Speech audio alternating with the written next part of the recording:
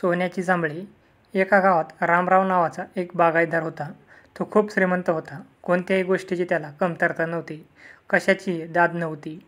असे असूनही तो सुखी नव्हता. स्वभावाने तो फार भित्रा होता. शकून अपशकून त्याची श्रद्धा होती.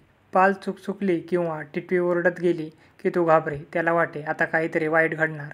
त्या गावातच नागू नावाचा एक भगत राहत होता. भगत म्हणजे मंत्रतंत्र जादूटोणा करणारा. भित्र्या रामरावाचा स्वभाव त्याने ओळखला. त्याला चांगला लुबाडता येईल अशी त्याची मनोमन खात्री झाली. एक दिवस रामरावाकडे जाऊन तो म्हणाला, धनी, तुम्ही कसल्या ना कसल्या काळजीत दिसता. माझ्या मंत्रांना तुमची सगळी काळजी मी दूर करीन. रामरावाला नागूचा आधार मिळाला.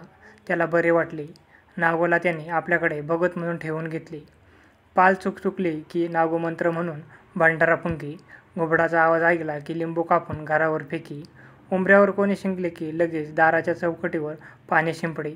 आपल्या मंत्राचा त्याने माराच सुरू केला. जिकडे तिकडे मंत्रच मंत्र. नागूने रामरावाला चांगलेच दिपून टाकले. एके दिवशी या रामरावाची म्हातारी आई आजारी पडली. ही एकच संधी चालून आली असे नागूला वाटले. त्याने मंत्रतंत्र सुरू केले. गंड दोरे बांधले. अंगारे धुपारे सुरू केले. पण रामरावाची आई काही बरी होईना. मग एक मोठा यज्ञ करावा असे नागूने सुचविले. रामराव श्रीमंत होता. त्याने लगेच मोठा यज्ञ केला. पण या यज्ञाचा काही उपयोग झाला नाही. रामरावाच्या आईचा आजार वाढला आणि ती बिचारी त्यातच गेली. काही दिवस लोटले. नागू भगत रामरावाला म्हणाला, धनी, आपल्या परीनं करायचे ते आपण केलं. पण त्यांचं आयुष्य तेवढंच होतं. त्याला आपण तरी काय करणार. एक गोष्ट मात्र करायची राहिली. रामरावाने विचारले, ती कोणती? नागू म्हणाला, आपल्या हातून एक गोष्ट करायची राहून गेली.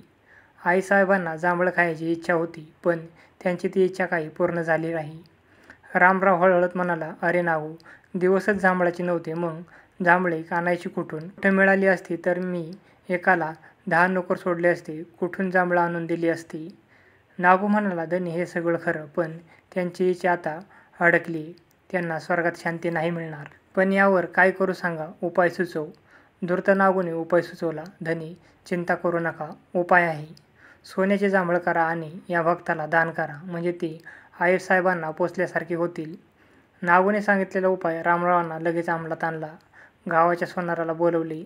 चांगली टोपलीभर सोन्याची जांभळं कर असा तो त्याला म्हणाला. सोनार चतुर होता. त्याने नागूचा कावा ओळखला. भाबड्या रामरावाला यातून कसे वाचवायचे हा विचार तो करत राहिला. सांगितल्याप्रमाणे सोन्याचे जांभळं घेऊन सोनार आला. तो म्हणाला, धनी, ही घ्या जांभळं. पण त्याचा काही उपयोग नाही.